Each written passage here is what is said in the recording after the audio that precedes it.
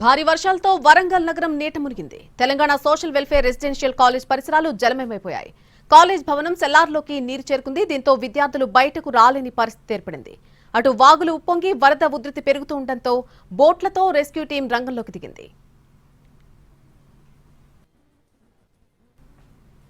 వరంగల్లో ప్రస్తుత పరిస్థితికి సంబంధించి మరింత సమాచారం మా ప్రతినిధి అరుణ్ అందిస్తారు.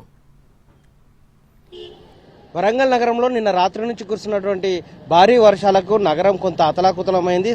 రాత్రి కురుస్తున్నటువంటి భారీ వర్షాల కారణంగా పలు కాలనీలోకి నీరు చేరింది.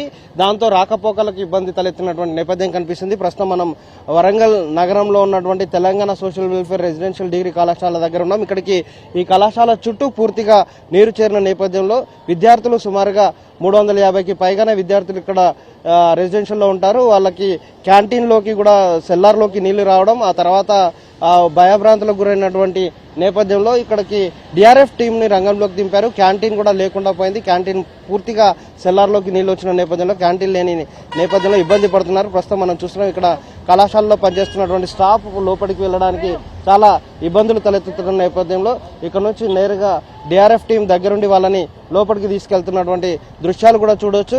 పిల్లలకి ఈరోజు కనీసం బ్రేక్ఫాస్ట్ ఏర్పాటు చేసే పరిస్థితి లేకపోయిన నేపథ్యంలో మున్సిపల్ సిబ్బంది వాళ్ళకి కావాల్సినటువంటి వసతులు కల్పించేటువంటి ఏర్పాటు చేశారు. మరొక వైపు డిఆర్ఎఫ్ టీం కూడా చూడవచ్చు బోట్లతో సహా పూర్తిగా సంసిద్ధమై ఇక్కడ ఎలాంటి ఆపదొచ్చినా వాళ్ళని రక్షించడం కోసం కావాల్సిన తీరుగా బోట్లతో వరంగల్ నగరంలో ఇక్కడ వెయిట్ చేస్తున్నటువంటి నేపథ్యం కనిపిస్తుంది. మనం ప్రస్తుతం చూస్తున్నాం ఇక్కడికి వస్తున్నటువంటి విద్యార్థులు డే స్కాలర్స్ తో పాటుగా రెసిడెన్షియల్ స్కూల్కి సంబంధించిన కళాశాలకు సంబంధించినటువంటి ఈ కళాశాలకు వాళ్ళందరూ కూడా వెళ్తున్న విద్యార్థులకు ఎలాంటి ఇబ్బంది తలెత్తకుండా కొంత ఫ్లోట్ బాగా ఉండేది. దాంతో వాళ్ళు భయభ్రాంతులకు గురి కాకుండా ఉండడం కోసం వాళ్ళని డిఆర్ఎఫ్ టీం స్వయంగా తీసుకెళ్లి వాళ్ళని పంపిస్తున్నటువంటి నేపథ్యం కనిపిస్తుంది. మరొక వైపు పోతనా నగర్ అలాగే అండర్ రోడ్కు సంబంధించినటువంటి రోడ్లోనూ ఇక్కడ డీకే నగర్, పోతనా నగర్, పల్లుచో శివనగర్ ప్రాంతంలో పూర్తిగా జలమయమై నీటితో నిండిపోయినటువంటి పలు కాలనీల్లో నీటితో నిండిపోయినటువంటి నేపథ్యం కనిపిస్తుంది. ఈ నేపథ్యంలో చాలా ఇబ్బందులు తలెత్తుతున్నటువంటి పరిస్థితులు అయితే కనిపిస్తున్నాయి. ఒకసారి డిఆర్ఎఫ్ టీంతో మాట్లాడదాం. అసలు ఎన్ని గంటల నుంచి ఇక్కడ వీళ్ళు వర్క్ చేస్తున్నారు, ఎలాంటి సిచ్యువేషన్ ఉంది అనేది చెప్పండి. అంటే డిఆర్ఎఫ్ టీం రంగంలోకి దిగి మీరు ఇక్కడ సోషల్ వెల్ఫేర్ రెసిడెన్షియల్ స్కూల్లో ఏం చేశారు, ఎంతమందిని రెస్క్యూ చేసే పరిస్థితి కనిపిస్తుంది?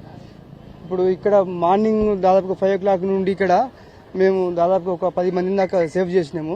వచ్చిన వాళ్ళకి వర్షం రాత్రి మధ్యాహ్నం 2 గంటల నుండి వర్షం బాగా ఉండడం వలన అప్రమత్తమై నైట్ నుండి పెట్రోలింగ్ చేసుకుంటూ మేము విజిటింగ్ చేసుకుంటూ అందరం ప్రజలకు సేవ్ చేయడానికి మేము బోటు ద్వారా వెహికల్స్ ద్వారా మొత్తం మన హన్మకొండ జిల్లా కానీ వరంగల్ జిల్లా కానీ 4 టీమ్స్ వర్క్ చేయడం అనేది జరుగుతుంది. పూర్తి స్థాయిలో కాలనీలోకి నీళ్లు చేరిన నేపథ్యంలో మొత్తం డ్రైనేజీని క్లియర్ చేసే ప్రయత్నం చేస్తున్నారు. డ్రైనేజ్ క్లియర్ చేయడం వల్ల నీళ్లు ఫ్లో అవ్వడం వల్ల కొంత వర్షం అయితే తెరపి ఇచ్చిన నేపథ్యంలో కొంత ఇప్పుడు ఇబ్బంది లేకుండా కొంత ఊపిరి తీసుకోవడానికి ఆస్కారం ఏర్పడింది. కానీ తెల్లవారులు రాత్రి వర్షం పడ్డ నేపథ్యంలో ఇబ్బందులు అయితే తలెత్తున్నాయి. పిల్లలు సేఫ్ సైడ్ లోనే ఉన్నారు, కాకపోతే కింద సెల్లార్ లో బాగా వాటర్ ఉన్నాయి. బయట నుంచి రావడానికి పోవడానికి మాత్రం చాలా ప్రాబ్లం ఉంది.